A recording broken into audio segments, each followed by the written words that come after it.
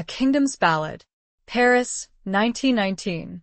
Delphine Caron attended a silent concert in an empty hall where an unseen pianist played a haunting melody that seemed to whisper, "Remember Sergeant Antoine Durand." Chapter 1. The Unseen Pianist. The air in the salle Pleyel hung thick with the ghosts of performances past. Dust motes, illuminated by the faint moonlight filtering through the grimy, arched windows, danced a silent waltz above the rows of empty velvet seats. Delphine Caron sat alone, a solitary figure in the vast, echoing hall. It was past midnight, long after the city had succumbed to a restless slumber, still haunted by the echoes of the Great War, a war that had officially ended months ago, yet lingered in every shadow, every breath. She had come seeking solace, a respite from the gnawing emptiness that had taken root in her heart. The war had stolen so much, leaving behind a landscape of grief as vast and desolate as the battlefields of the Somme. But tonight, she had come seeking something else, something she couldn't quite name, a whisper of hope in the deafening silence.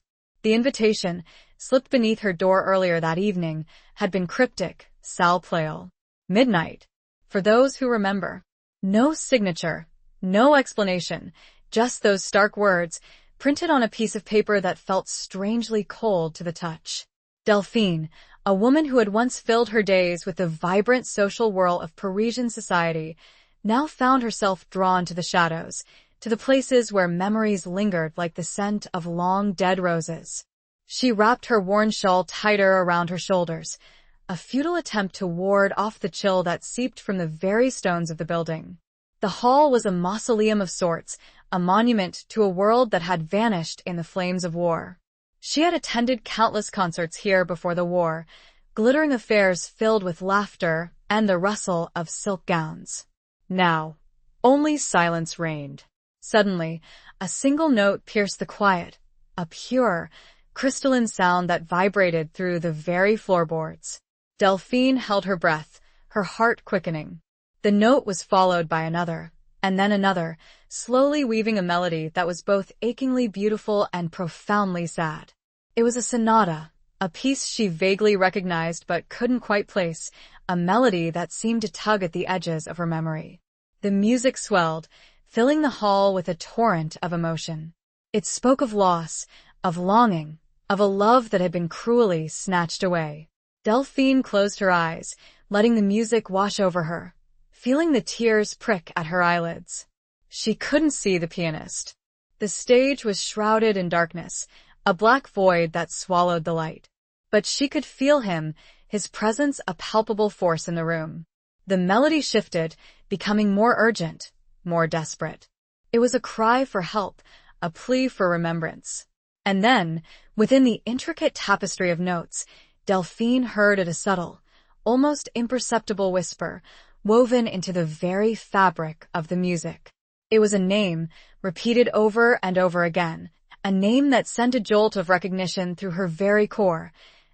Sergeant Antoine Durand. The name resonated within her, unlocking a floodgate of memories she had tried so desperately to bury. Antoine. Her Antoine. The young, handsome soldier with eyes the color of the summer sky and a smile that could melt the coldest heart. Their love had been a brief, incandescent flame, a stolen moment of joy amidst the encroaching darkness of war. They had met during the early days of the war, a chance encounter at a charity ball organized to raise funds for the war effort. He had been on leave, a brief respite from the horrors of the trenches. She had been captivated by his quiet intensity, his unwavering belief in a future that seemed increasingly uncertain. They had danced, they had talked, they had fallen in love with a speed and intensity that had taken them both by surprise. Their time together had been fleeting, measured in stolen hours and whispered promises. He had returned to the front, leaving her with a heart full of hope and a locket containing a miniature portrait of him, a locket she still wore, hidden beneath her dress, a constant reminder of the love she had lost. The official telegram had arrived months later, terse and impersonal, informing her of his death at the Battle of the Marne. Killed in action. No details, no comforting words, just the cold, hard reality of his absence. She had refused to believe it at first, clinging to the hope that it was a mistake, that he would somehow return to her. But the days had turned into weeks, the weeks into months, and the hope had slowly withered and died. The music reached a crescendo, a heart-wrenching climax that left Delphine breathless. Then, as suddenly as it had begun, it stopped. The silence that followed was even more profound than before, broken only by the sound of her own ragged breathing. Delphine opened her eyes, her vision blurred by tears. The stage remained empty. The pianist vanished. She was alone again, surrounded by the ghosts of the past. But something had changed. The emptiness she had felt before was still there, but it was now accompanied by a flicker of something else, a spark of curiosity, a determination to uncover the truth behind the Midnight Sonata and the unseen pianist who had summoned her here. Who was he? And why had he played that particular melody, a melody that whispered the name of the man she had loved and lost? She had received no official word of his burial. Not detail remained, just the telegram. She touched the outline of the locket that lay beneath her simple dress. She felt a renewed sense of purpose, a burning need to find answers. The war might be over, but her own personal battle was just beginning. Chapter 2. Echoes of the Marne. The chill of the Salle Pleyel followed Delphine out into the Parisian night. The cobblestone streets, still damp from an earlier rain, reflected the gaslights in shimmering pools, creating an ethereal, almost otherworldly glow. But Delphine barely noticed the beauty around her. Her mind was a whirlwind of emotions, a chaotic blend of grief, confusion, and a nascent, fragile hope. She walked aimlessly, her feet carrying her along familiar paths, past darkened shop windows and shuttered cafes. The city, once vibrant and alive, now felt like a wounded animal, slowly, painfully recovering from its injuries. The scars of war were everywhere, etched into the faces of the people she passed, visible in the boarded-up windows and the crumbling facades of buildings. The melody of the Midnight Sonata echoed in her ears, a constant reminder of the unseen pianist and the name he had whispered, Antoine Durand. Her Antoine. The memory of his face, his smile, his touch, was as vivid as if he were standing beside her. She could almost feel the warmth of his hand in hers, the brush of his lips against her cheek. She stopped at a small, unassuming cafe, one of the few that had managed to reopen after the war. The aroma of freshly brewed coffee and warm bread wafted out into the street, a momentary distraction from the turmoil within her. She entered, seeking refuge from the cold and the clamor of her own thoughts. The cafe was sparsely populated. A few weary-looking men sat hunched over their drinks, their faces etched with the lines of hardship and loss. A young woman, her eyes red-rimmed and swollen, sat alone in a corner, clutching a crumpled letter in her hand. Delphine recognized the signs of grief, the raw, unyielding pain that she knew all too well. She ordered a coffee, the strong, bitter liquid a welcome warmth against the chill that had settled deep in her bones. As she sat there, sipping the coffee, she tried to make sense of what had happened at the Salle Pleyel. Who was the unseen pianist? And why had he played a melody that was so intimately connected to Antoine? She pulled out the locket she wore, the one containing Antoine's miniature portrait. She opened it, gazing at his image. The artist had captured his essence perfectly, the kindness in his eyes, the gentle curve of his lips, the hint of a smile that played at the corners of his mouth. He looked so young, so full of life, a stark contrast to the lifeless words on the telegram that had announced his death. Killed in action at the Battle of the Marne. The words echoed in her mind, a constant, throbbing ache. She had never been able to reconcile the image of the vibrant young man in the locket with the brutal reality of his death. She had never received any details, any explanation of how he had died. The lack of closure had left a gaping wound in her heart, a wound that the Midnight Sonata had reopened. A sudden thought struck her. The Marne. The battle had been one of the most significant of the war, a turning point that had halted the German advance on Paris. She remembered the newspapers, filled with stories of heroism and sacrifice, of the brutal fighting that had raged for days. She finished her coffee, paid the cashier, and stepped back out into the night. She knew where she had to go. She had to find out more about the Battle of the Marne, about the circumstances of Antoine's death. She needed to understand what had happened, to find some semblance of peace, some way to reconcile the memory of her beloved Antoine with the brutal reality of war. The city library, that was her next destination. It held vast archives, newspapers, military records. Perhaps, within those dusty volumes, she would find some answers, some clue that would lead her closer to the truth. The wind had picked up, carrying with it the scent of rain and the distant rumble of thunder, but in that moment the storm matched her soul. She turned toward the Seine, toward the library. Chapter 3. The Sergeant's Locket. The Bibliothèque Nationale de France stood like a fortress of knowledge, its imposing facade casting a long shadow over the rain-slicked street. Delphine hesitated for a moment, intimidated by the sheer scale of the building, by the weight of history contained within its walls. But the memory of the midnight sonata, the whisper of Antoine's name, spurred her on. She entered the hushed reading room, the scent of old paper and leather filling her nostrils. The room was dimly lit, the only illumination coming from the green-shaded lamps that dotted the long, wooden tables. A few scholars were scattered throughout the room, their heads bent over ancient tomes, their pens scratching softly against the paper. Delphine approached the librarian's desk, her heart pounding in her chest. I need information about the Battle of the Marne, she said, her voice barely above a whisper. The librarian, a stern-looking woman with spectacles perched on her nose, regarded her with a mixture of curiosity and suspicion. The Marne? That was quite some time ago. What specifically are you looking for? Delphine hesitated, unsure of how to explain her quest. I'm looking for information about a soldier. Sergent Antoine Durand. He died in the battle. The librarian's expression softened slightly. I understand. Many soldiers lost their lives in that battle. Do you have any other information? His regiment, perhaps? Delphine shook her head.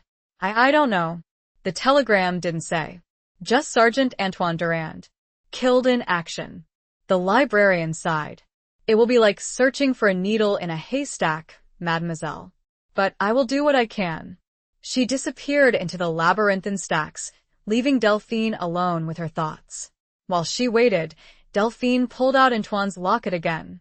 She traced the outline of his face with her fingertip, remembering the feel of his skin, the warmth of his touch.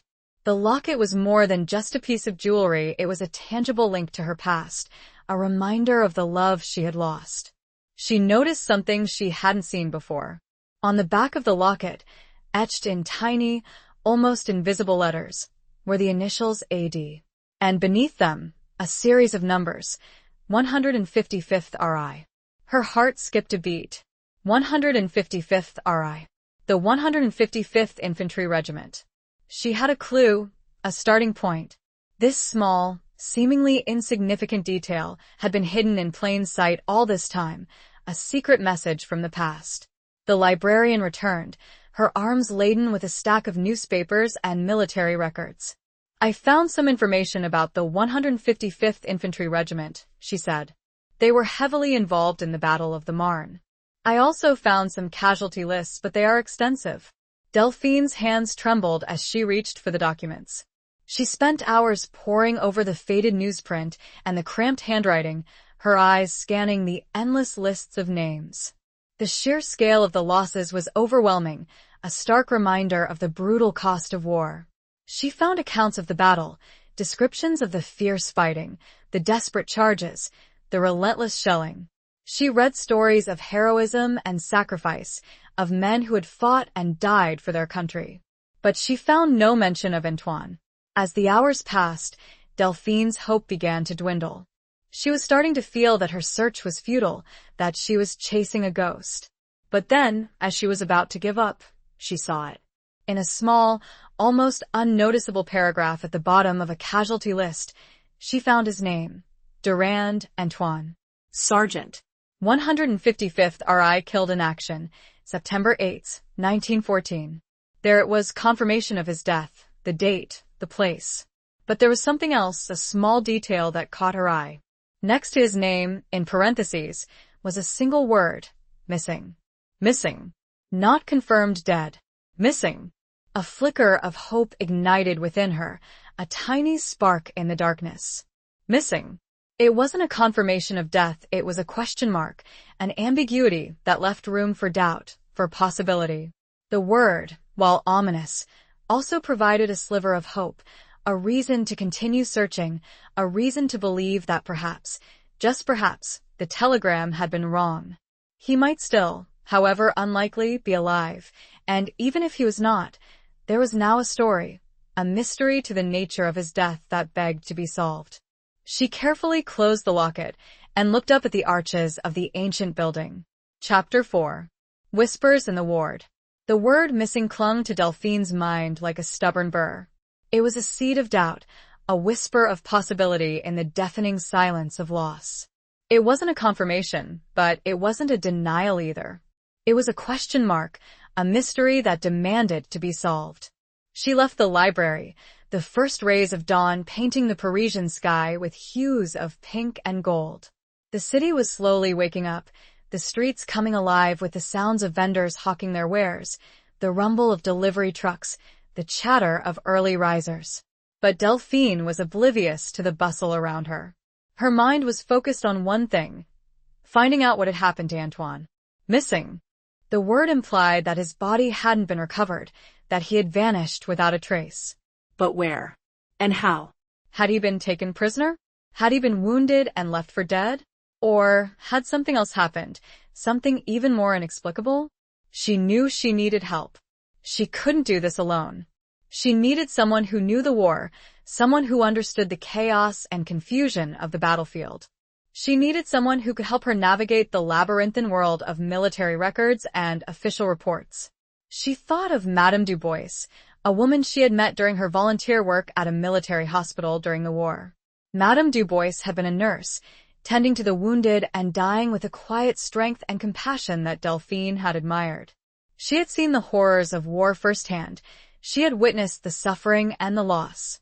And she had a reputation for being resourceful, for knowing how to get things done, even in the face of bureaucratic obstacles. Delphine found Madame Dubois' address in an old address book, a relic from her pre-war life. The address was in a modest neighborhood, a quiet street lined with plane trees.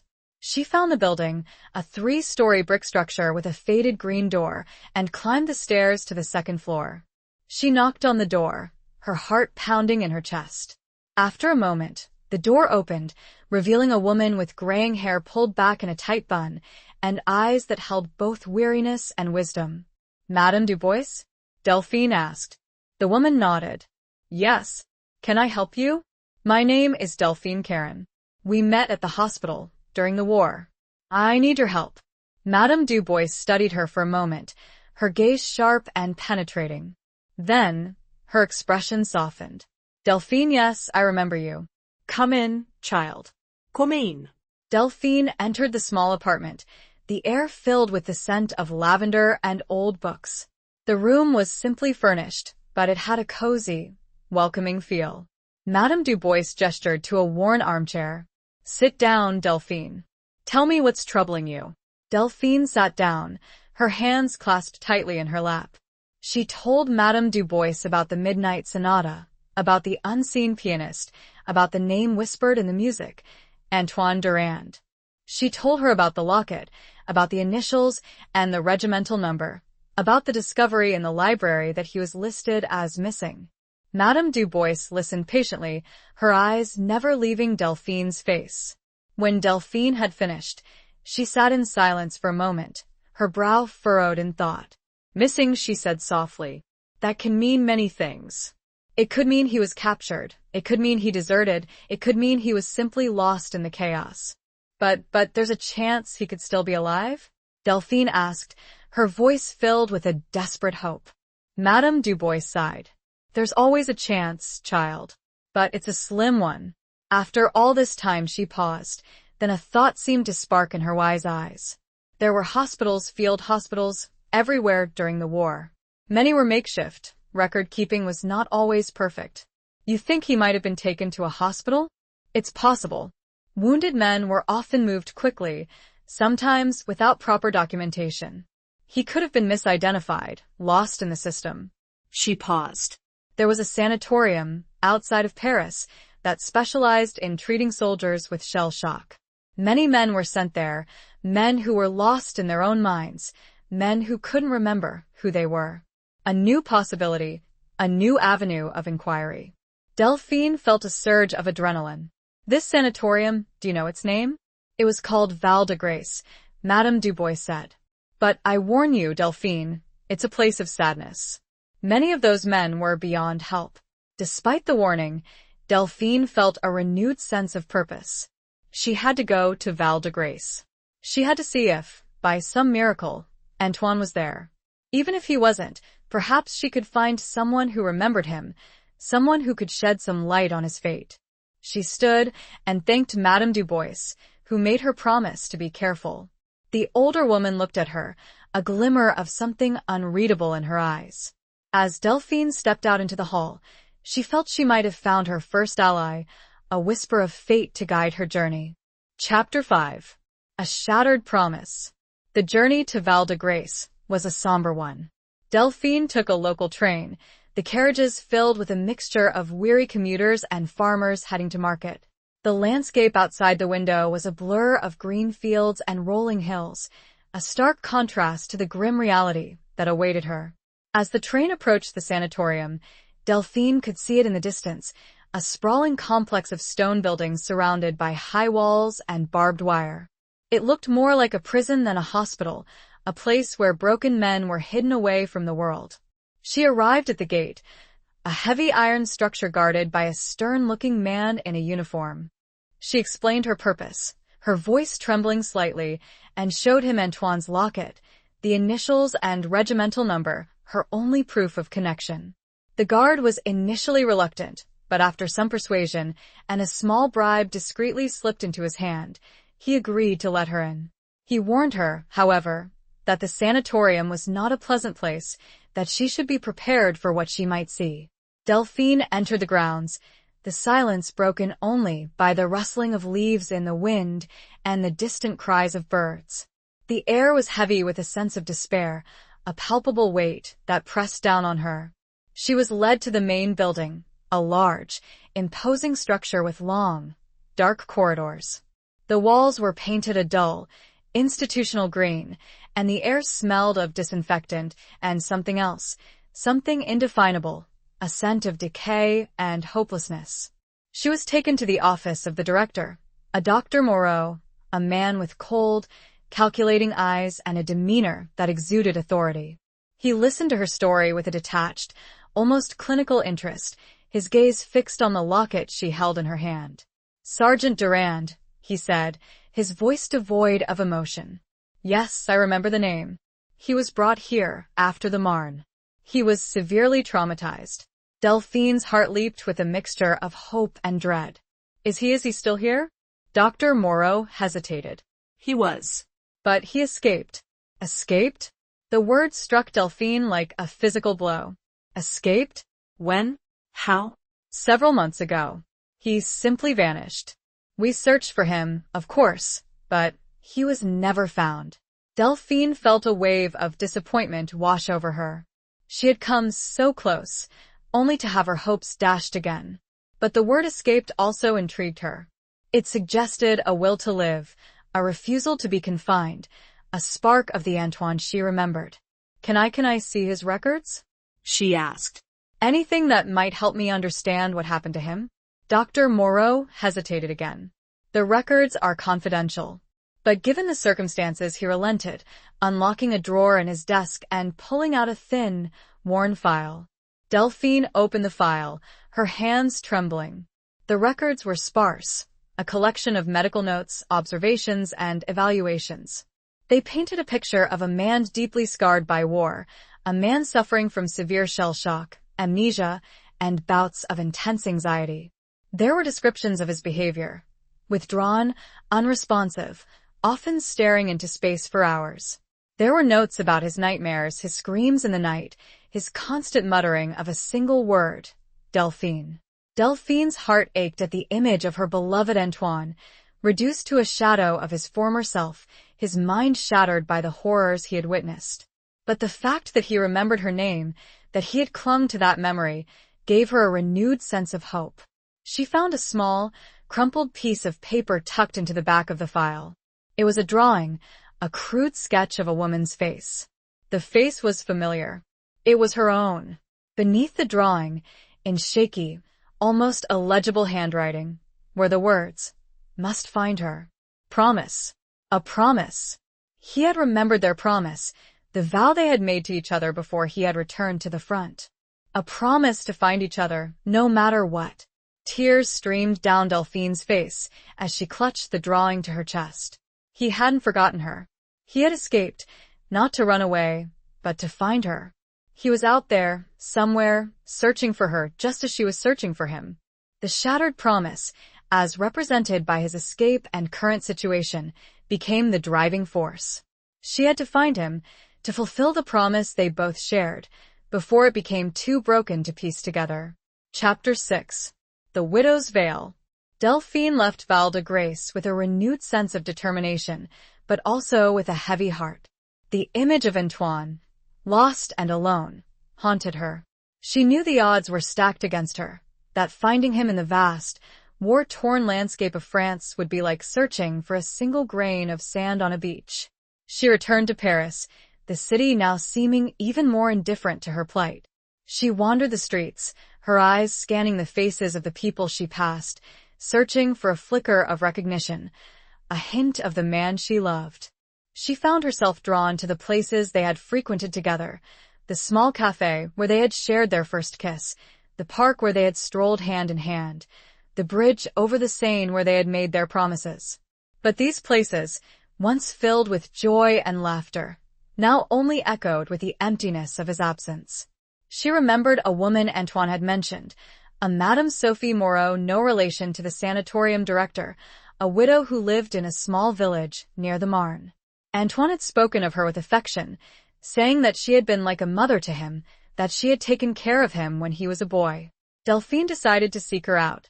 Perhaps she knew something, anything, that could help her in her search. She found the village, a quiet, unassuming place nestled among rolling hills and vineyards. The village had been spared the worst of the fighting, but the war had still left its mark. Many of the houses were empty, their inhabitants lost to the conflict. She found Madame Moreau's house, a small stone cottage with a garden filled with flowers. She knocked on the door, her heart pounding in her chest. The door opened, revealing an elderly woman with kind eyes and a gentle smile. She wore a black dress and a widow's veil, a symbol of her own loss. "Madame Moreau?" Delphine asked. The woman nodded. "Yes, child. What can I do for you?" "My name is Delphine Caron. I was a friend of Antoine Durand." Madame Moreau's eyes widened in surprise. Antoine? "You knew Antoine?" Yes. We were very close. I'm trying to find him." Madame Moreau's expression turned to one of sadness. "He is gone, child. He died in the war." "I know he was listed as missing," Delphine said. "But I believe he may still be alive. He escaped from a sanatorium near Paris." Madame Moreau gasped. "Escaped? From Val de Grace?" Yes. "He was suffering from shell shock, amnesia. But he remembered my name. He remembered our promise." Madame Moreau invited Delphine inside, her cottage filled with simple furnishings and photos. A silence fell over the room, and Delphine once again showed the locket. Madame Moreau stared at the photograph and touched it gently. "He spoke of you often," she said, her voice choked with emotion. "He loved you very much. He said you were his reason to survive." "He drew this," Delphine said, showing her the sketch she had found in Antoine's file. He remembered me. Madame Moreau took the drawing, her hands trembling. She studied it for a moment, tears welling up in her eyes. He was always a good boy, she said. Kind, gentle, brave. He didn't deserve what happened to him. She paused and then said, "The soldiers, they came here after the battle. They brought the wounded. Some, beyond saving. Did you see Antoine after the battle?" No. "They told me he was gone. But there was a soldier, a young man, badly wounded, his face unrecognizable. He kept whispering a name, Delphine." She looked intensely at the drawing, then at Delphine. He clutched a scrap of paper. He would not let it go. Delphine's heart leaped. What was on the paper? Madame Moreau hesitated. It was a poem. A love poem. He said it was for his beloved. She took a deep breath. I buried him in the village cemetery, just down the road from the church. His grave does not bear a name. Delphine felt a chill run down her spine. The unnamed soldier, the poem, the whispered name, could it be? Could Antoine be buried here, in this quiet village, his identity lost, his love for her his only epitaph? The weight of the widow's veil, symbolizing Madame Moreau's loss, seemed to mirror the crushing possibility that Delphine might be facing the same fate, a permanent separation from Antoine, masked by uncertainty and whispered secrets. Chapter 7. Beneath the Parisian Stars. Delphine followed Madame Moreau to the village cemetery, a small, peaceful plot of land on a gentle slope overlooking the fields. The sun was setting, casting long shadows across the rows of gravestones, some marked with names and dates, others simply adorned with a cross or a small pile of stones. Madame Moreau led her to a secluded corner of the cemetery, to a grave that was unmarked, a simple mound of earth covered with wildflowers. This is where I buried him, she said, her voice barely above a whisper. The soldier who whispered your name. Delphine knelt beside the grave, her heart pounding in her chest. She felt a strange mixture of grief and anticipation, of fear and hope. Could this be him? Could this be the final resting place of her beloved Antoine? She reached out and touched the earth, feeling the cool, damp soil beneath her fingertips. She closed her eyes, trying to imagine him lying there, his body broken and battered, his spirit finally at peace. He was clutching this, Madame Moreau said, handing Delphine a small, folded piece of paper. The poem he spoke of. Delphine unfolded the paper, her hands trembling. The paper was old and fragile, the ink faded and blurred. But she could still make out the words, written in Antoine's distinctive handwriting. It was a poem he had written for her, a poem about their love, about their dreams, about their promise to find each other, no matter what. It was a beautiful poem, filled with passion and tenderness, a testament to the depth of his feelings for her. As she read the poem, tears streamed down Delphine's face. It was as if Antoine were speaking to her from beyond the grave, his voice reaching out to her across the chasm of death. She read the final lines of the poem. Though shadows fall and darkness reigns, my love for you will still remain. And even death cannot erase the memory of your loving face. Delphine clutched the poem to her chest, feeling a profound sense of loss, but also a sense of closure. She knew, with a certainty that went beyond all doubt, that this was Antoine's grave. He was gone, but his love for her lived on, in the words of the poem, in the memory of their time together. She stayed there for a long time, kneeling beside the grave, talking to Antoine, telling him about her search, about her hopes, about her fears. She told him how much she loved him, how much she missed him, how she would never forget him. As darkness fell, Delphine stood up, her legs stiff and sore. She looked up at the sky, at the stars that were beginning to appear, twinkling like diamonds in the velvet night. She felt a sense of peace, a quiet acceptance of the truth. Antoine was gone, but he was not forgotten. His love for her would live on, a beacon of hope in the darkness.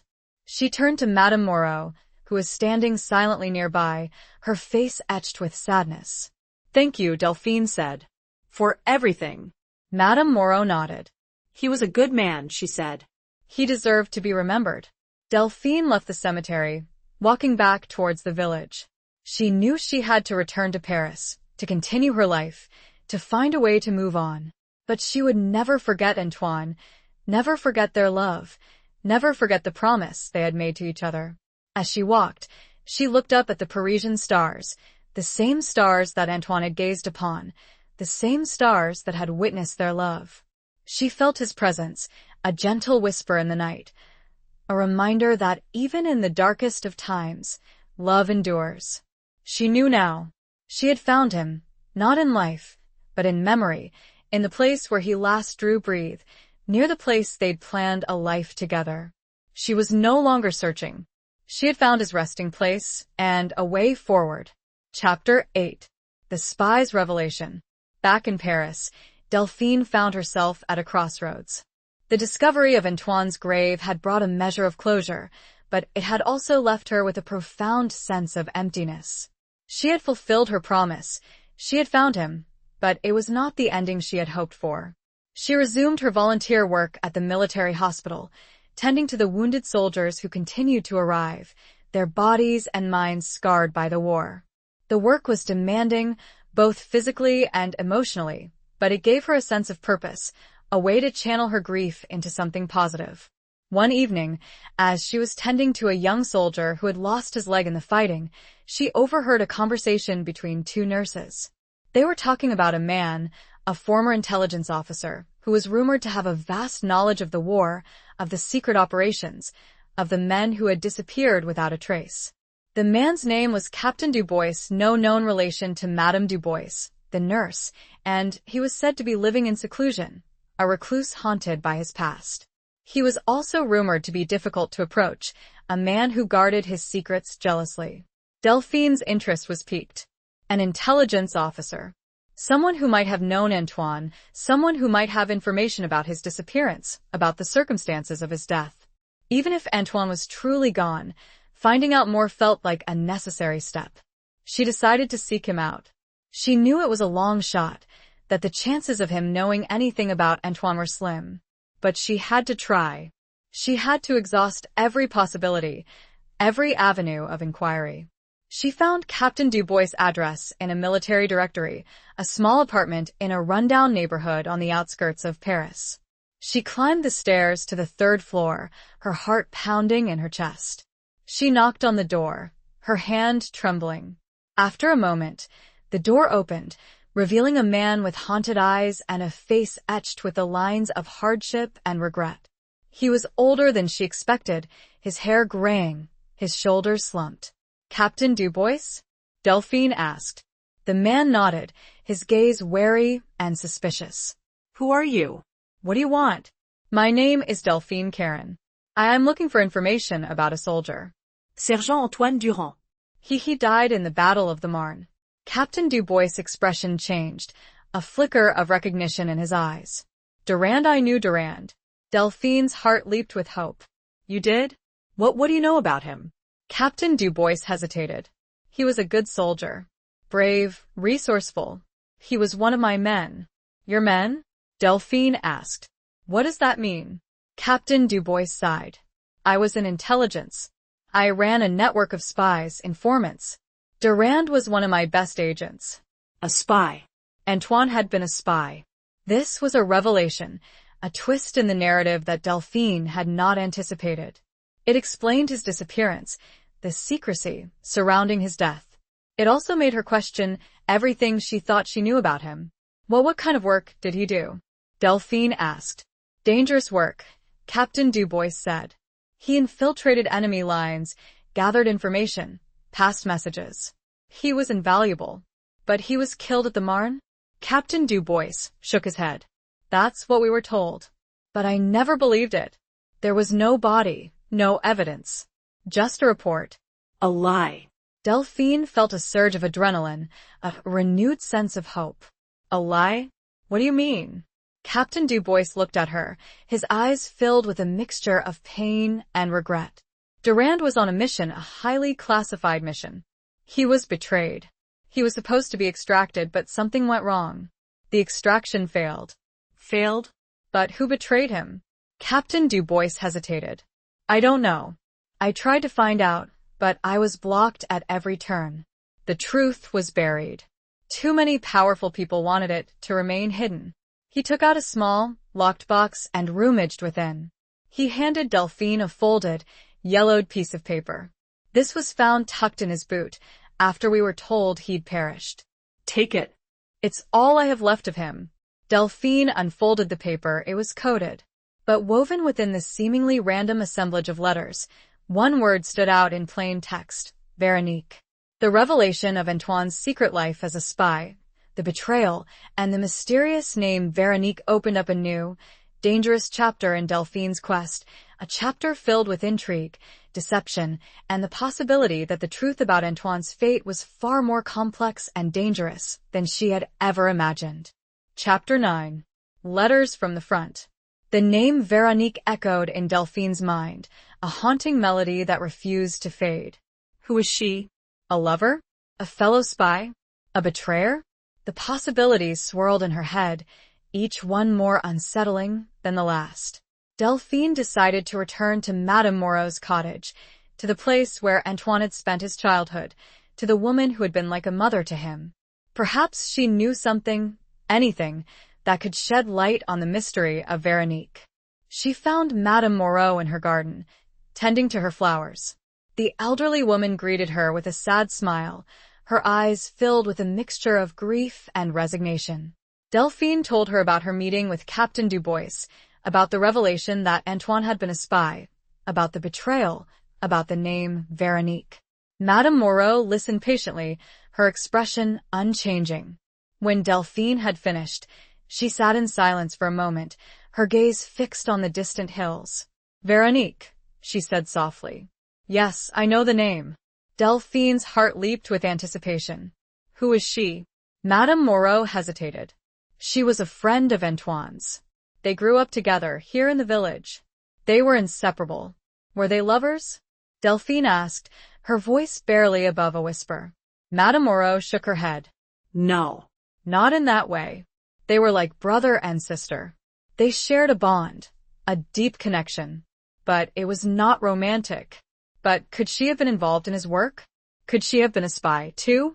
Madame Moreau sighed. It's possible. Veronique was always adventurous, always seeking excitement. She was different from the other girls in the village. She paused, then added. She left the village, years ago, moved to Paris. I lost track of her. Delphine felt a surge of frustration. Another dead end. Another mystery that seemed to lead nowhere. Do you have any idea where she might be now? Delphine asked. Any contacts, any addresses? Madame Moreau shook her head. I'm sorry, child. I don't. She vanished. Like Antoine.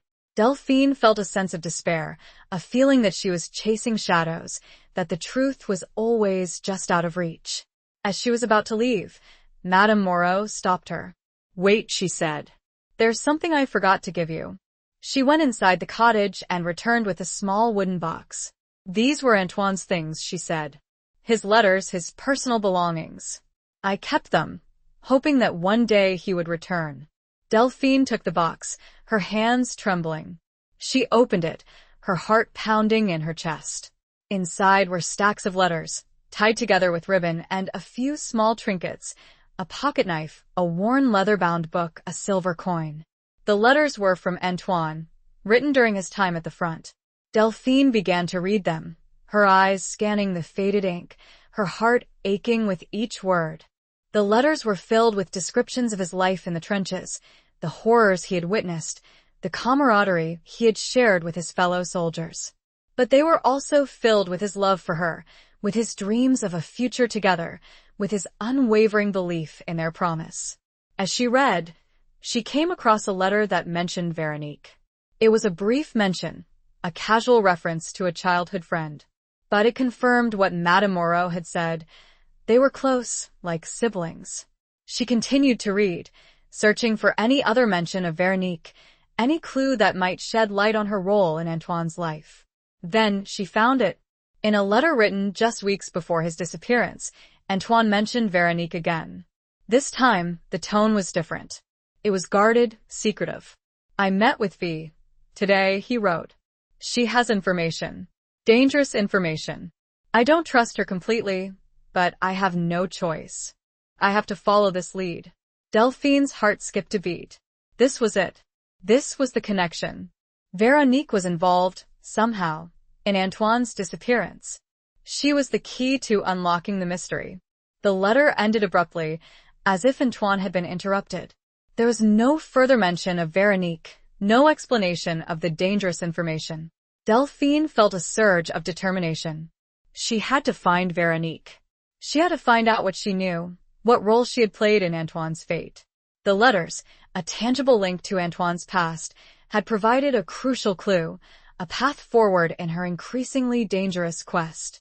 The front, where Antoine had sent so many messages, had become her guide, pointing towards a showdown that promised pain and answers. Chapter 10. The Dance of Deception. Armed with the new information from Antoine's letters, Delphine returned to Paris, her mind focused on finding Veronique. She knew it wouldn't be easy.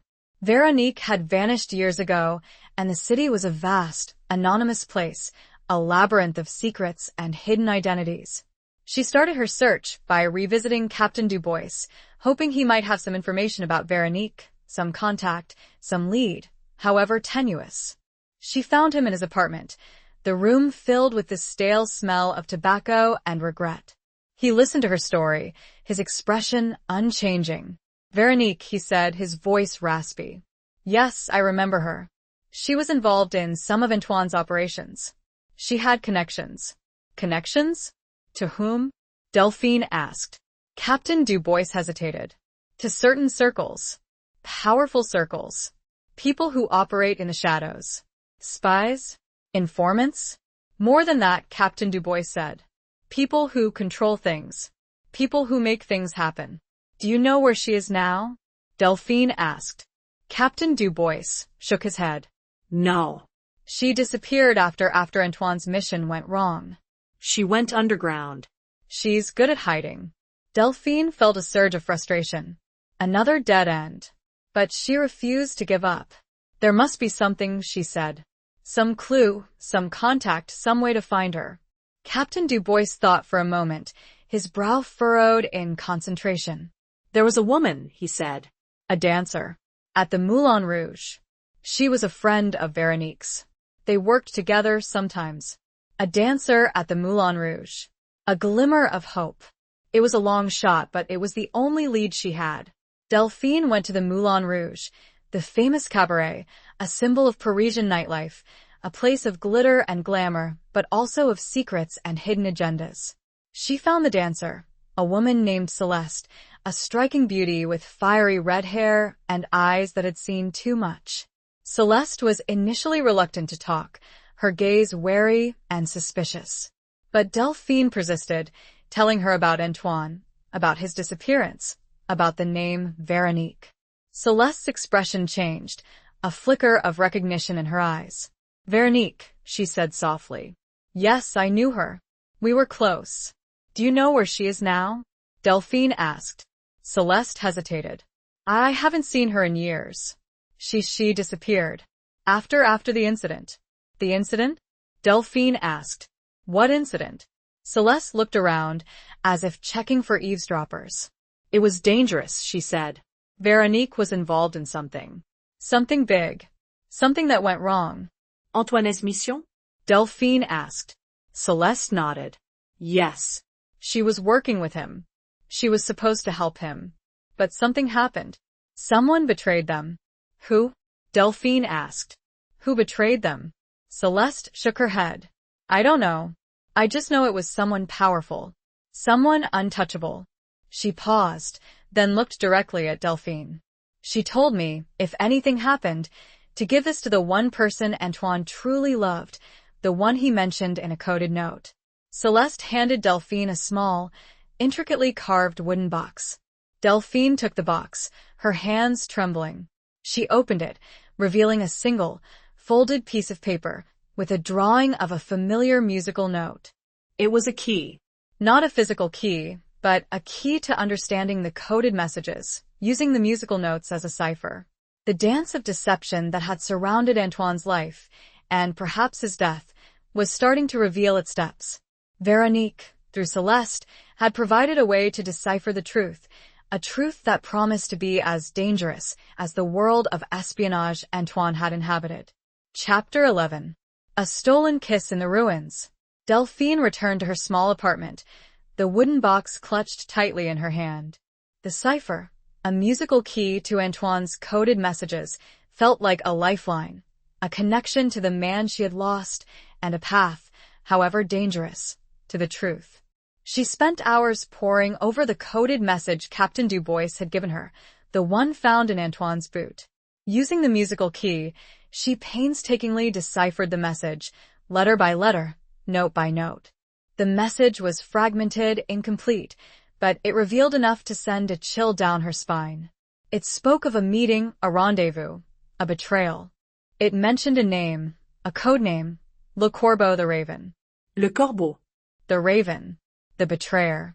The one who had caused Antoine's downfall. But who was he? Or she? Delphine felt a surge of anger, a burning desire for justice, for revenge. She had to find Le Corbeau. She had to make him pay for what he had done to Antoine. She realized that she needed help, someone she could trust, someone with the skills and knowledge to navigate the treacherous world of espionage. She thought of Captain Dubois, but he was a broken man, haunted by his past, unwilling to get involved. Then, she remembered Madame Dubois, the nurse, the woman who had helped her find Val de Grace.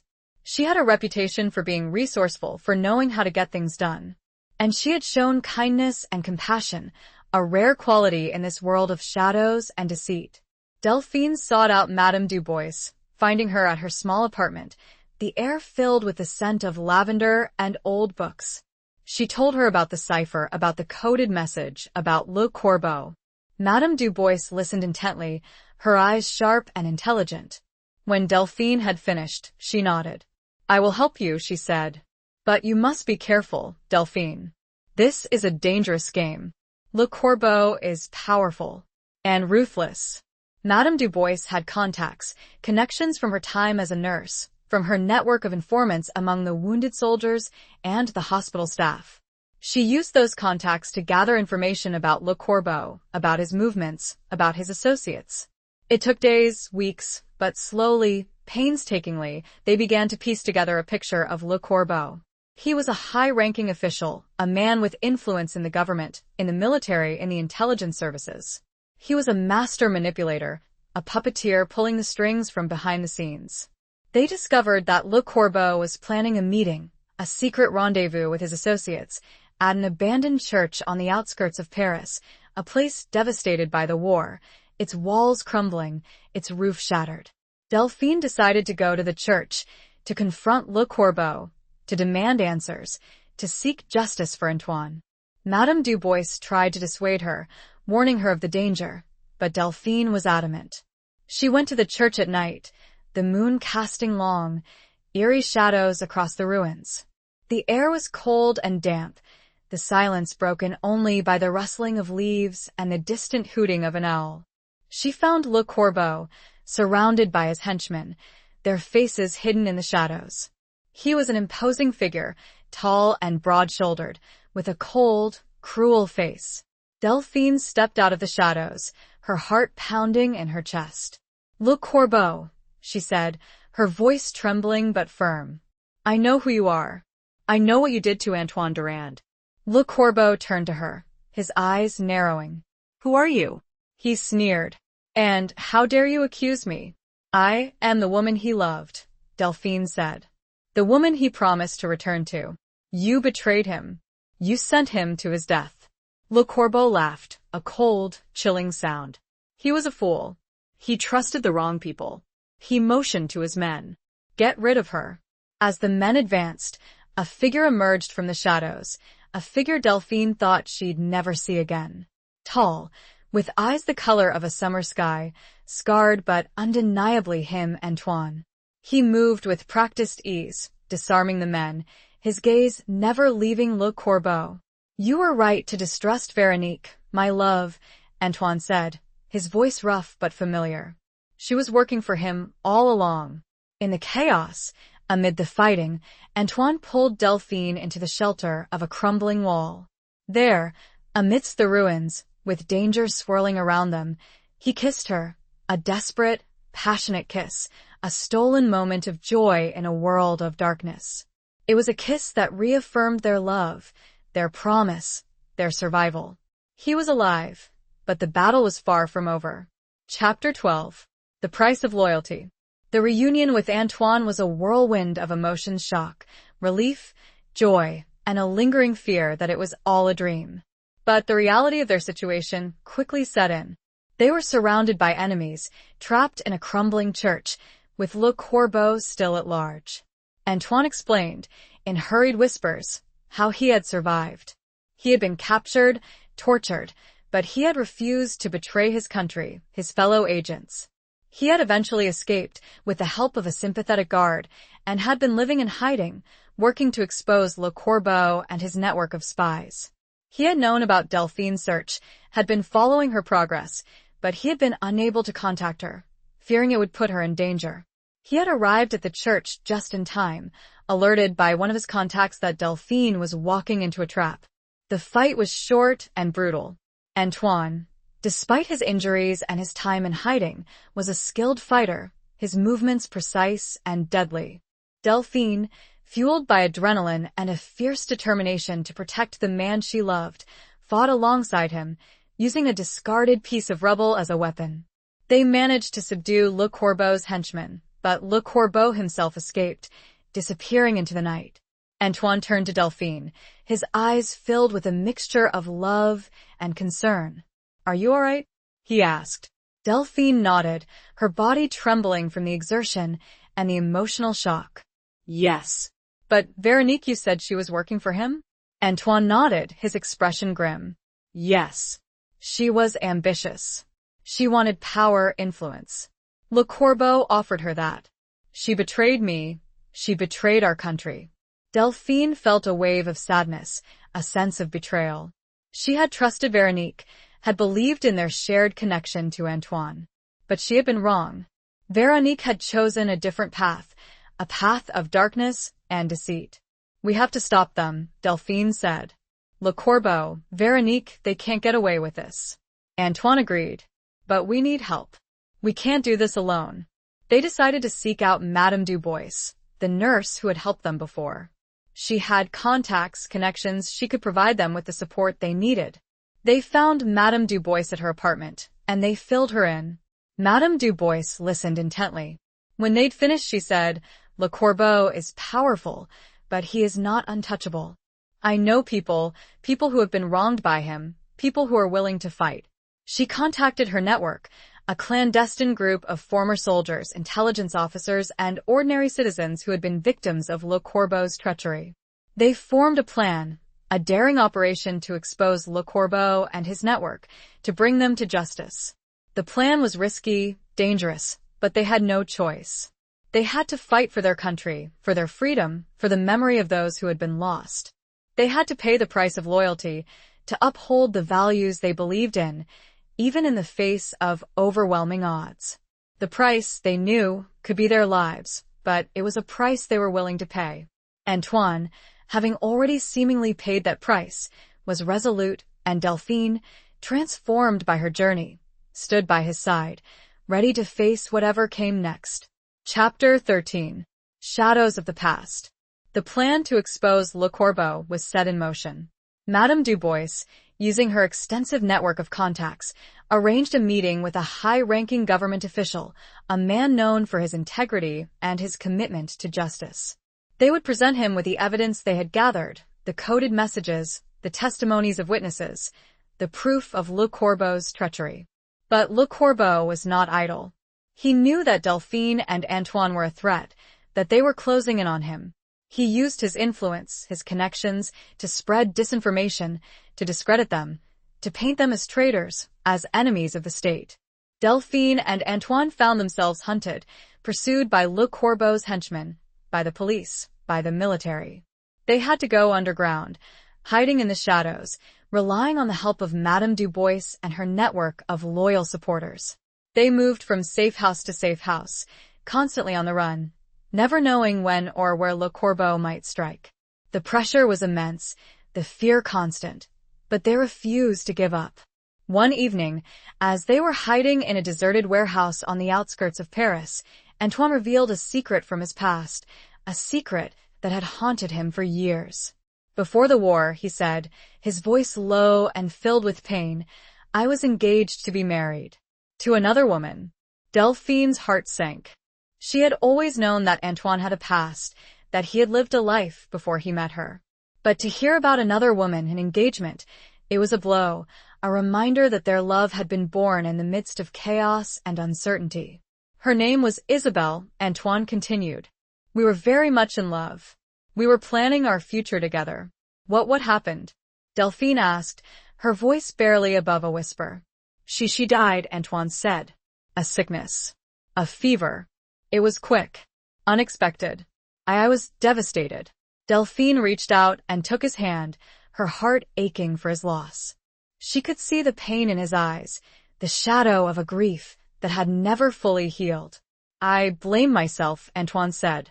I felt that if I had been there, if I had been able to protect her, she might have lived. It wasn't your fault, Delphine said. You couldn't have known. I know, Antoine said. But it still haunts me. It's why I joined the army. I wanted to make a difference. To protect others. To atone for my failure. Delphine understood. Antoine's past, his loss, his guilt, had shaped him, had made him the man he was. It was a part of him, a shadow that would always be there. But it also made her love him even more. She saw his strength, his resilience, his determination to fight for what was right, even in the face of his own personal demons. The shadows of the past, while painful, illuminated the depth of his character, the unwavering commitment that now extended to her and to their shared fight against Le Corbeau. Chapter 14. The Unsent Letter. The meeting with the government official was approaching, the culmination of their efforts, the chance to finally expose Le Corbeau and his network. But the danger was greater than ever. Le Corbeau knew they were closing in, and he would stop at nothing to silence them. Delphine and Antoine, along with Madame Dubois and a small group of trusted allies, were hiding in a safe house, a small apartment above a bakery in a quiet neighborhood of Paris. The air was thick with tension, the silence broken only by the occasional rumble of a passing truck and the muffled sounds of the city below. As they were reviewing the evidence, going over the details of the plan, Delphine noticed a small, unopened letter tucked into Antoine's belongings, a letter she hadn't seen before. The letter was addressed to Antoine, in a familiar handwriting. It was from Veronique. Delphine's heart skipped a beat. Veronique, the betrayer. The woman who had worked for Le Corbeau. What could she possibly have to say to Antoine? She hesitated, unsure whether to show the letter to Antoine. It could be a trap, a ploy by Le Corbeau to lure them into an ambush. But it could also be something important, something that could help them in their fight. She decided to take the risk. Antoine, she said, her voice trembling slightly. I found this a letter. From Veronique. Antoine's expression changed, a mixture of surprise and apprehension. He took the letter, his hands shaking. He opened it, his eyes scanning the faded ink. As he read, his expression changed, a flicker of sadness, of regret, in his eyes. What is it? Delphine asked. What does she say? Antoine Siged. She regrets what she did. She says she was manipulated, coerced by Le Corbeau. She wants to help us. Delphine felt a surge of disbelief. Could Veronique be trusted? Could she really have changed her allegiance? She says she has information, Antoine continued. Information about Le Corbeau's plans. About the meeting. She wants to meet with us. It was a risky proposition, a dangerous gamble. But it could also be their best chance to expose Le Corbeau, to finally bring him to justice. They debated the pros and cons, weighing the risks against the potential rewards. Madame Dubois was skeptical, warning them of the danger, but Delphine felt a strange sense of trust, a feeling that Veronique was telling the truth. They decided to take the risk. They would meet with Veronique, hear what she had to say, but they would be cautious, prepared for any eventuality. Antoine finished reading, crumpled the letter, and threw it into the small fireplace. He seemed to be dismissing what could not be undone, while acknowledging the new course before them. The unsent letter, a symbol of Veronique's unspoken remorse and her belated offer of help, became a turning point, a decision that could lead to either salvation or destruction. They would meet, but the past and Veronique's betrayal would not be forgotten. Chapter 15. Betrayal at Dawn. The meeting with Veronique was arranged for the following morning at a secluded location on the outskirts of Paris, a deserted farmhouse surrounded by fields. It was a risky choice, exposed and vulnerable, but it was also a place where they could have some control over the situation. Delphine, Antoine, and Madame Dubois arrived at the farmhouse before dawn, the sky still dark, the air cold and damp. They were accompanied by a small group of trusted allies, former soldiers and intelligence officers who had volunteered to help them. They positioned themselves strategically around the farmhouse, hidden in the shadows, waiting for Veronique to arrive. The tension was palpable, the silence broken only by the rustling of leaves and the distant chirping of birds. As the first rays of dawn began to paint the sky with hues of pink and gold, a figure appeared in the distance, walking towards the farmhouse. It was Veronique. She was alone, unarmed, her hands held up in a gesture of peace. She looked different from the woman Delphine remembered, her face thinner, her eyes haunted. Delphine and Antoine stepped out of the shadows, their weapons drawn, their gaze wary and suspicious. "Veronique," Antoine said, his voice cold and hard. "You have a lot to answer for." Veronique nodded, her expression remorseful. "I know," she said. I made a mistake. A terrible mistake. I was manipulated by Le Corbeau. He threatened my family. And what about Antoine, about all the other soldiers you sent to their doom?" Delphine spoke sharply. Veronique closed her eyes, and when she opened them, there were tears. "I can't undo what I did, but I can help you stop him." She told them about Le Corbeau's plans, about the meeting with the government official, about the trap he had set for them. She revealed the location of Le Corbeau's headquarters, a hidden bunker beneath a seemingly innocuous building in the heart of Paris. It was valuable information, crucial information, but Delphine still couldn't fully trust her. There was something in Veronique's eyes, a flicker of uncertainty, a hint of deception.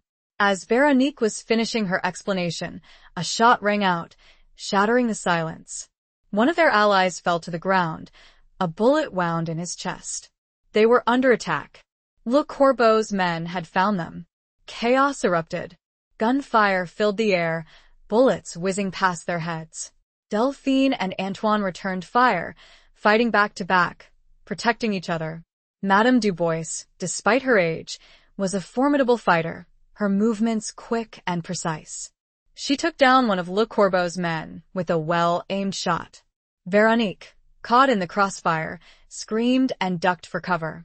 As Delphine was reloading her weapon, she saw Veronique reach into her pocket, pull out a small, silver pistol, and point it at Antoine. "Traitor!" Delphine shouted, firing her weapon at Veronique. Veronique fell to the ground, a bullet wound in her shoulder. She looked at Delphine, her eyes filled with a mixture of pain and surprise. "I wasn't," she stammered, before collapsing unconscious. The betrayal at dawn, the confirmation of Veronique's treachery, was a brutal reminder of the dangers they faced, of the ruthlessness of Le Corbeau and his network.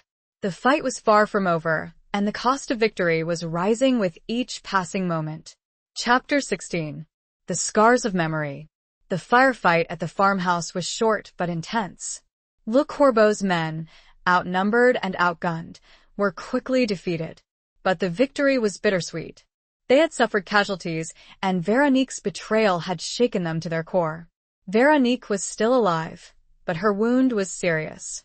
Madame Dubois, using her medical skills, managed to stabilize her, but she needed immediate medical attention. They decided to take her to a hidden clinic, a place run by a doctor who was sympathetic to their cause.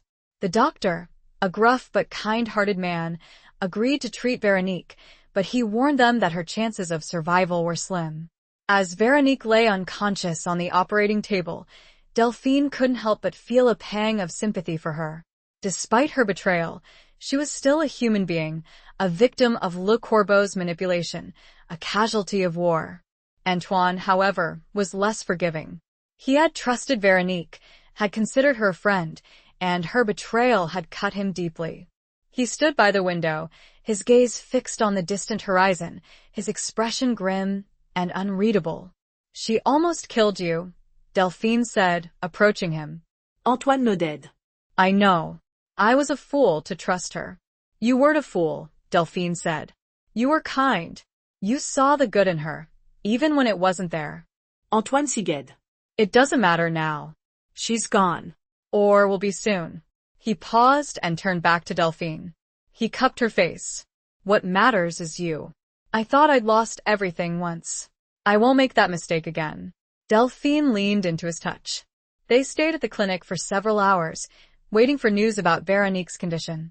The doctor finally emerged from the operating room, his face weary. She's stable, he said. But she's lost a lot of blood. She's in a coma. I don't know if she'll ever wake up. Delphine and Antoine exchanged a look. Veronique's fate was uncertain, hanging in the balance. But they couldn't wait for her. They had to move on, to continue their fight against Le Corbeau. Before they left the clinic, Delphine went to Veronique's bedside. She looked at the unconscious woman, her face pale and lifeless. She felt a mixture of anger, sadness, and pity. She reached out and touched Veronique's hand. I don't know if you can hear me, she said. But I hope you find peace. I hope you find redemption. As she turned to leave, she noticed a small, silver locket around Veronique's neck, a locket identical to the one Antoine had given her. Delphine's heart skipped a beat. She recognized the locket. It was a matching pair, a symbol of friendship, of loyalty. Antoine had given one to her, and one to Veronique. She realized then that Veronique's betrayal had been even more profound, even more heartbreaking. She had not only betrayed Antoine, she had betrayed their friendship, their bond, their shared past. The locket was a physical manifestation of the scars of war, both seen and unseen, a testament to how deeply the tendrils of conflict can wound, twist, and ultimately destroy. Chapter 17. Flight from Paris. With Veronique's fate hanging in the balance and Le Corbeau still at large, Delphine and Antoine knew they had to act quickly. They had the information Veronique had given them, the location of Le Corbeau's headquarters, but they needed a plan to infiltrate the bunker and expose his operation. They returned to the safe house, where Madame Dubois and the remaining members of their network were waiting. They shared the information about Veronique's betrayal and the location of Le Corbeau's headquarters. They decided to launch a daring raid on the bunker, a coordinated assault designed to overwhelm Le Corbeau's defenses and capture him alive. They would present the evidence to the government official and finally bring Le Corbeau to justice. But their plans were interrupted by a sudden, urgent message from one of Madame Dubois' contacts. Le Corbeau was on the move. He had discovered their safe house, and he was sending his men to capture them. They had to flee, to escape Paris before Le Corbeau could catch them. They packed their belongings, gathered their weapons, and prepared to leave. Madame Dubois, using her network of contacts, arranged for a truck to transport them out of the city, to a safe haven in the countryside. They would regroup, finalize their plan, and launch their attack on Le Corbeau from there. They left the safe house under the cover of darkness, the city lights twinkling in the distance. They drove through the deserted streets, their hearts pounding in their chests, fearing that Le Corbeau's men could appear at any moment. As they were approaching the outskirts of Paris, they were stopped at a checkpoint, manned by soldiers loyal to Le Corbeau. A tense standoff ensued, the soldiers suspicious, their weapons drawn. Delphine and Antoine, hidden in the back of the truck, held their breath, fearing that they would be discovered. But Madame Dubois, using her quick wit and her knowledge of the city's underworld, managed to convince the soldiers that they were harmless civilians, transporting goods to market. The soldiers, after a thorough search of the truck, reluctantly let them pass. They drove on, their hearts still pounding, their nerves frayed. They finally reached the safe haven, a remote farmhouse in the heart of the countryside, a place where they could regroup, plan their next move, and prepare for the final confrontation with Le Corbeau. They were exhausted, both physically and emotionally, but they were not defeated. They had escaped Paris, they had survived another encounter with Le Corbeau, and they were more determined than ever to bring him to justice. The flight from Paris, a desperate escape from Le Corbeau's clutches, marked a turning point in their struggle, a shift from defense to offense, a prelude to the final showdown. Chapter 18. The Reunion. The farmhouse, nestled among rolling hills and surrounded by dense forests, provided a temporary respite from the relentless pursuit of Le Corbeau. It was a place of quiet solitude, a sanctuary where Delphine and Antoine could regroup, plan their next move, and finally confront the emotional turmoil that had been simmering beneath the surface of their struggle. They spent their days preparing for the final assault on Le Corbeau's bunker, studying maps, reviewing intelligence reports, and honing their combat skills. But they also spent time together, talking, sharing their fears, their hopes, their dreams. One evening, as they were sitting by the fireplace, the flames casting dancing shadows on the walls, Antoine turned to Delphine, his eyes filled with a mixture of love and regret. "I never apologized," he said, his voice low and hesitant. For leaving you. For making you believe I was dead." Delphine reached out and took his hand, her heart aching for the pain he had endured. "You don't need to apologize," she said. "I understand. "You were protecting me." You were doing your duty." "But it was wrong," Antoine said. "I should have found a way to let you know. To reassure you." "It's all right," Delphine said. "It's over now. You're here. That's all that matters." Antoine pulled her close, embracing her tightly. "I love you, Delphine," he said. "More than words can say. I don't want to lose you again." "You won't," Delphine said. "I promise." They kissed, a long, passionate kiss, a reaffirmation of their love, of their commitment to each other, of their shared future. It was a moment of peace, of intimacy, a brief respite from the storm that raged around them. The following morning, they received a message from Madame Dubois, who had remained in Paris to coordinate their efforts with the government official. The meeting was arranged. They would present the evidence against Le Corbeau, and he would authorize the raid on the bunker. It was time. The final confrontation was at hand. Delphine and Antoine, along with their allies, prepared to leave the farmhouse, to return to Paris, to face Le Corbeau one last time. As they were preparing to depart, Antoine turned to Delphine, a small, velvet box in his hand. He opened the box, revealing a simple, elegant ring, a diamond that sparkled in the morning light. "Delphine," he said, his voice trembling slightly, will you marry me?"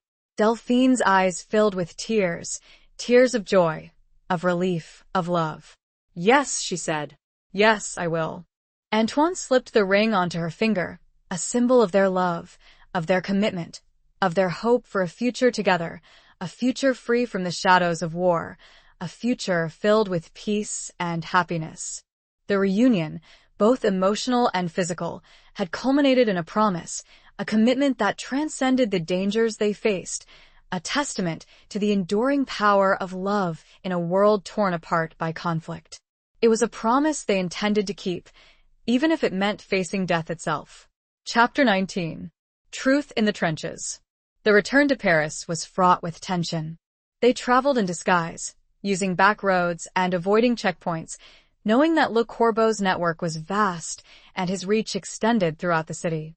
They arrived at a new safe house, a nondescript apartment in a bustling neighborhood, far from their previous hideout. Madame Dubois was waiting for them, her face etched with worry. "The meeting with the official went well," she said. "He believes us. He's authorized the raid on Le Corbeau's bunker. But he warned us. Le Corbeau has powerful allies. He's not going down without a fight." They spent the evening finalizing the plan, going over every detail, every contingency. The raid was scheduled for the following morning at dawn. It would be a coordinated assault, involving both their team and a detachment of loyal soldiers provided by the government official.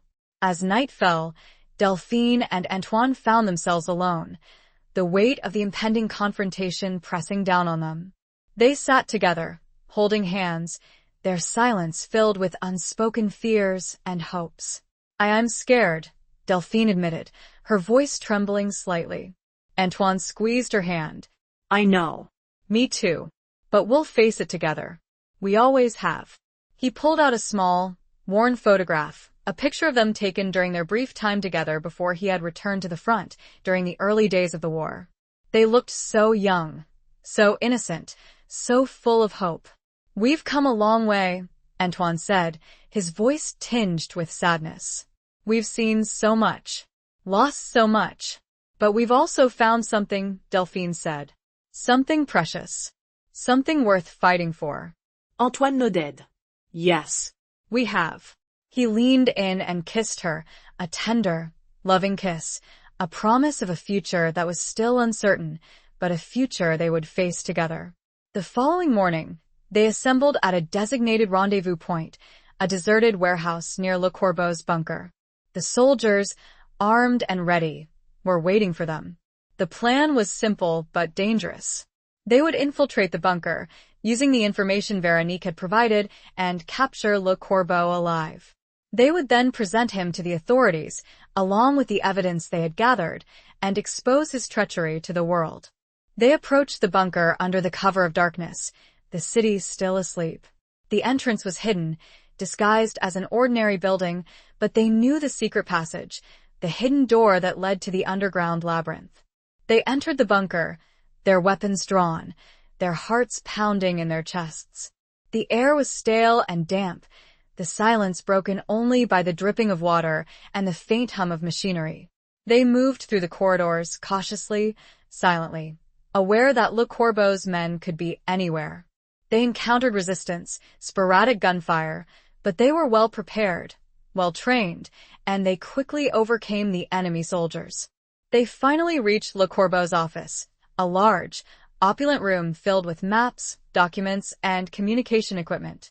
Le Corbeau was there, sitting at his desk, his face pale and drawn. He looked up at them, his eyes filled with a mixture of surprise and defiance. "You," he sneered. "You should have stayed dead, Durand." "It's over, Le Corbeau," Antoine said, his voice cold and hard. "Your treachery is exposed. Your network is destroyed." Le Corbeau laughed, a hollow, chilling sound. "You think you've won? You're fools. I have allies, powerful allies. They will protect me." As Le Corbeau spoke, a figure emerged from the shadows, a figure Delphine recognized with a jolt of horror. It was Veronique. She was alive, and she was holding a gun, pointed at Antoine. This truth, unfolding in a symbolic recreation of a war trench, where secrets were buried and loyalties shifted, revealed the final, devastating layer of deception. Chapter 20. The Final Sonata.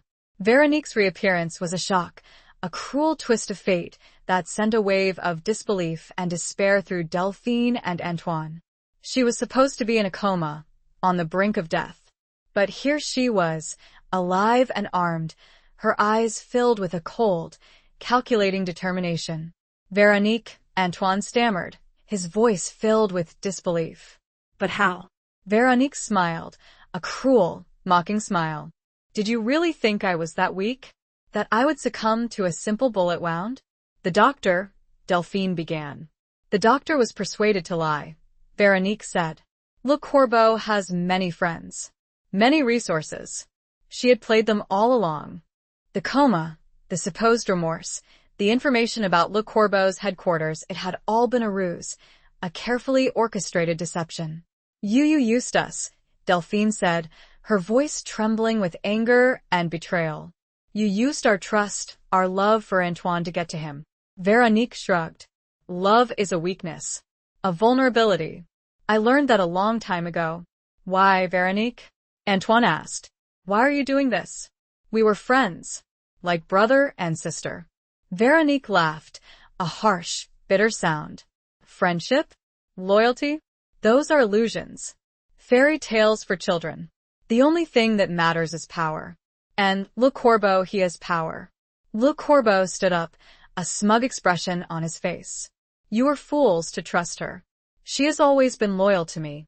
She is my most trusted agent." "You're a monster," Delphine said, her voice filled with disgust. Le Corbeau Smiled. "Perhaps. But I am a monster who wins." He gestured to Veronique. "Kill them." Veronique raised her gun, her hand steady, her eyes fixed on Antoine. Delphine closed her eyes, waiting for the inevitable, her heart filled with a mixture of fear and resignation. But the shot never came. Instead, they heard a struggle, a muffled cry, and then silence. Delphine opened her eyes. Veronique was lying on the floor, unconscious, a small, silver dart protruding from her neck. Standing behind her was Madame Dubois, a blowgun in her hand, her face grim and determined. I suspected she might be playing possum, Madame Dubois said.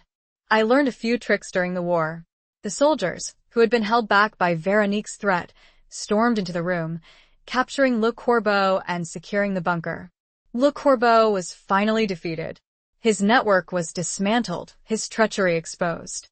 He would face justice, his reign of terror brought to an end. Veronique was taken into custody, her fate uncertain.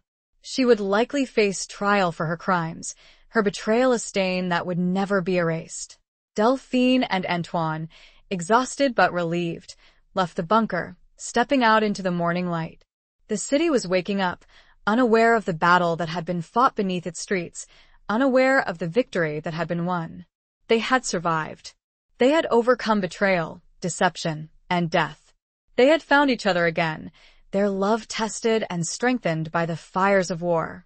As the final haunting notes of a tragic sonata faded, a new melody began, a melody of hope, of resilience, of a future they would build together, a future free from the shadows of the past. The reckoning of love and duty had been harsh, but it had ultimately led to a truth that would bind them forever. Epilogue. Years passed. The scars of war, both visible and invisible, slowly began to heal. Paris, like a phoenix rising from the ashes, gradually regained its vibrancy, its spirit, its joie de vivre. Delphine and Antoine were married in a small, quiet ceremony, surrounded by their close friends and allies, Madame Dubois among them. They found a small apartment overlooking the Seine, a place filled with light and laughter, a sanctuary from the memories of the past. Antoine, having left the world of espionage behind, found work as a teacher, sharing his knowledge and his experiences with a new generation, a generation that had been spared the horrors of war. Delphine continued her volunteer work, helping those in need, her compassion deepened by her own experiences. They never forgot the past, the sacrifices that had been made, the lives that had been lost. They honored the memory of those who had fallen, and they cherished the bonds they had forged in the crucible of war. Veronique, after a lengthy trial, was sentenced to prison. She never showed remorse, never apologized for her betrayal.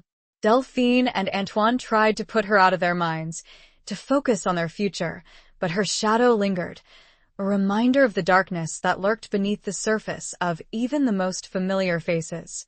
One sunny afternoon, as Delphine and Antoine were strolling along the Seine, they passed by the Salle Pleyel. The concert hall, once a place of shadows and secrets, had been restored to its former glory, its doors open, its stage filled with music. They stopped and listened, the strains of a familiar melody drifting out into the street. It was the sonata, the midnight sonata that had brought them together, the melody that had whispered Antoine's name. They looked at each other, a silent understanding passing between them. The music, once a symbol of loss and longing, now resonated with a different meaning, a meaning of hope, of resilience, of enduring love. They entered the concert hall, hand in hand, and took their seats, surrounded by a crowd of music lovers. The pianist, a young man with a passionate gaze, began to play. The music swelled, filling the hall with its beauty, its power, its emotion. It spoke of loss, of grief, but also of hope, of healing, of a future filled with promise. Delphine and Antoine closed their eyes, letting the music wash over them, feeling the tears prick at their eyelids. They had come full circle, their journey ending where it had begun, in a concert hall filled with music, with memories, with love. The sonata, once a haunting reminder of a lost past, had become a celebration of a found future, a testament to the enduring power of the human spirit, a melody of hope that would resonate through the rest of their lives. The sonata ended, but their story, finally, was at peace.